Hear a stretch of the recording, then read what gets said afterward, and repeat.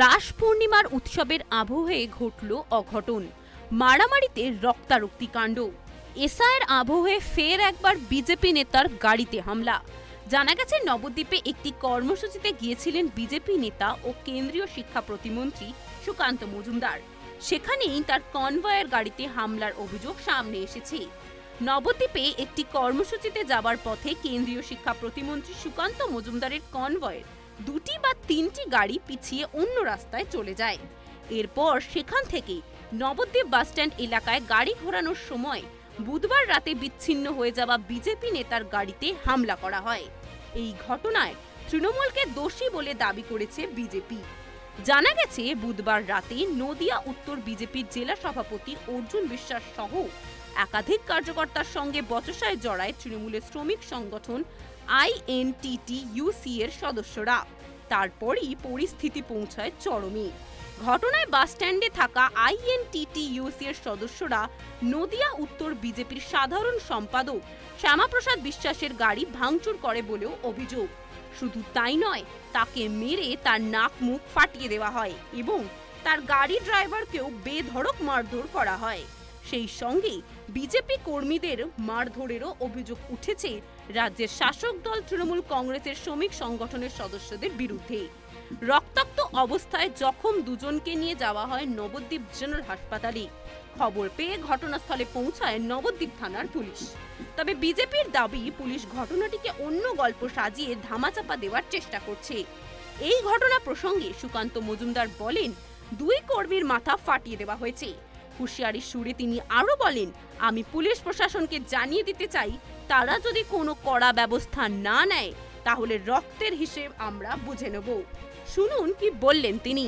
আপনারা জানেন যে আজকে আমাদের নবদ্বীপে দুটো মূলত কার্যক্রম ছিল। একটা হচ্ছে আমাদের কোতোয়ালি থানা ঘেরাও, কারণ সেখানে পুলিশ যেভাবে হিন্দুদের উপরে বিসর্জনের দিন, জগদ্ধাত্রী মায়ের বিসর্জনের দিন যেভাবে আক্রমণ করেছে তার প্রতিবাদে মহিলাদের যে অশ্রাব্য গালিগালাজ করেছে থানার আইসি, তার ট্রান্সফারের দাবিতে, তার বিরুদ্ধে শাস্তির দাবিতে আজকে আমাদের আন্দোলন ছিল, থানা ঘেরাও ছিল। এবং তার সাথে সাথে রাস উৎসব চলছে এখন নবদ্বীপে। সেই রাস উৎসবে আমাদের বেশ কয়েকটি পুজো মণ্ডপে থেকে আমন্ত্রণ ছিল, সেখানে গেছিলাম আমরা। বড়মার ওখানে গেছিলাম, বড় শ্যামামার ওখানে গেছিলাম। এবং তারপরে কিছু আমাদের বুক স্টল আছে, সেই বুক স্টলের উদ্বোধন বা ফিতে কাটার জন্য আমি এসেছিলাম। যখন আমরা বড় শ্যামামার ওখান থেকে বেরিয়ে আমাদের সরকারপাড়া বুক স্টলের দিকে যাচ্ছিলাম, সেই সময় আমরা জানতে পারি যে আমাদের কনভয়ে দুটো গাড়ি বা তিনটে গাড়িকে তারা পিছিয়ে পড়েছিল, অন্য রাস্তায় ঢুকে গেছিল। এবং যখন তারা জানতে পারে যে তারা ভুল রাস্তায় ঢুকে গেছে, তারা গাড়ি ঘোরানোর জন্য, ওখানে বাস স্ট্যান্ড ছিল, সেই বাস স্ট্যান্ডে ঢুকে গাড়ি ঘোরাচ্ছে। কেন তারা গাড়ি ঘোরাবে এই অজুহাতে তাদের গাড়ি ভাঙচুর করা হয়। আমাদের জেলার এই দক্ষিণ জেলার যিনি জিএস শ্যামাপদ বিশ্বাস, তাকে মারধর করা হয়। আমাদের ড্রাইভারদেরকে মারধর করা হয়। নবদ্বীপ টাউনের প্রাক্তন সভাপতি শশধর নন্দী, তাকে মারধর করা হয়। যুব মোর্চার একটি ছেলের আকাশ, তার মাথা ফাটিয়ে দেওয়া হয়। এবং আমাদের উত্তর নদিয়ার জেলা সভাপতির গাড়ি, তিনি সৌভাগ্যবশত আমার গাড়িতে ছিলেন, গাড়িতে উপস্থিত ছিলেন না, কিন্তু ওনার গাড়ির পুরো উইন্ডস্ক্রিনটা ভেঙে চুরমার করে ড্রাইভারকে মেরেছে।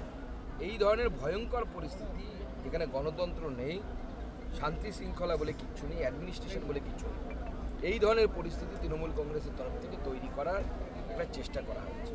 শোনা যাচ্ছে সাহেব বলে নাকি কোনো একজন তৃণমূল নেতা আছে যে বাস স্ট্যান্ডটা সামলায় মানে ওখান থেকে করে কমে খায় আর কি, চুরি চামারি করে খায় হয়তো। তার নেতৃত্বে এই ঘটনাটা হয়েছে। আমরা পুলিশকে বলেছি, আইসি আমাদেরকে কথা দিয়েছে যে ভরসা রাখুন, তিনি আমাদের জেলা সভাপতি কথা দিয়েছেন যে উনি নাকি ব্যবস্থা করেন। উনি ব্যবস্থা করলেন, না হলে আমরা ব্যবস্থা করবো, চিন্তার কিচ্ছু নেই, আমরা ঠিক ব্যবস্থা করে দেবো। কি দিয়ে মারধর করেছে? লাঠি দিয়ে, ঢিল মেরেছে। এমনকি আমার যে ট্রাফিক মানে যারা আমার কনভয়ের সামনে যারা পাইলট চালাচ্ছিল, তাদের মধ্যে থেকে একজন পুলিশকে মাথায় মেরেছে। সে এসে আমার কাছে অভিযোগ করছে, স্যার আমাকে মারল।